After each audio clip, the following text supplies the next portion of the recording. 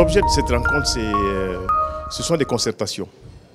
Vous savez, le président de la République, professeur Alpha Condé, est président en exercice de l'Union africaine, a demandé à Sa Majesté d'être le champion de l'Afrique sur la question de la migration.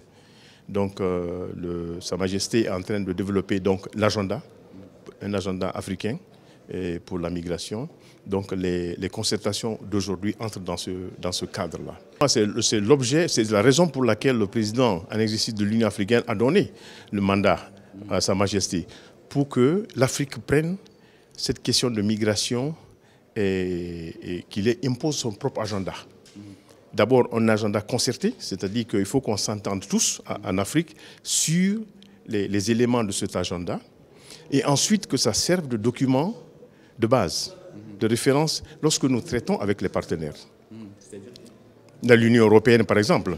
Donc, lorsqu'on négocie avec l'Union européenne sur la question de migration, on a un document de référence. La responsabilité première, c'est de créer les conditions pour que les jeunes restent chez nous. Donc, il y a un problème de gouvernance, il y a un problème de lutte contre la pauvreté, il y a un problème de trouver les perspectives d'emploi pour les jeunes. Ça, c'est d'un côté. De l'autre côté, ceux qui vont comment on appelle, ceux qui sont en situation irrégulière à l'étranger, et il faut qu'on les traite quand même sur la base du droit humanitaire international et qu'on respecte la dignité humaine et lorsqu'on doit les faire revenir.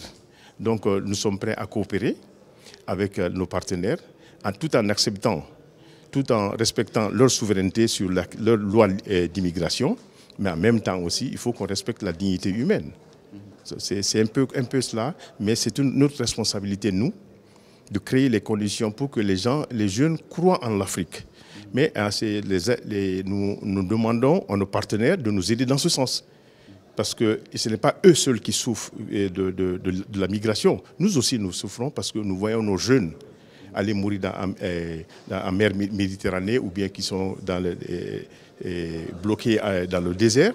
Ce n'est pas une joie pour nous de savoir que nos jeunes sont en train de souffrir, qu'ils sont en train de nous quitter. Voilà. Merci beaucoup.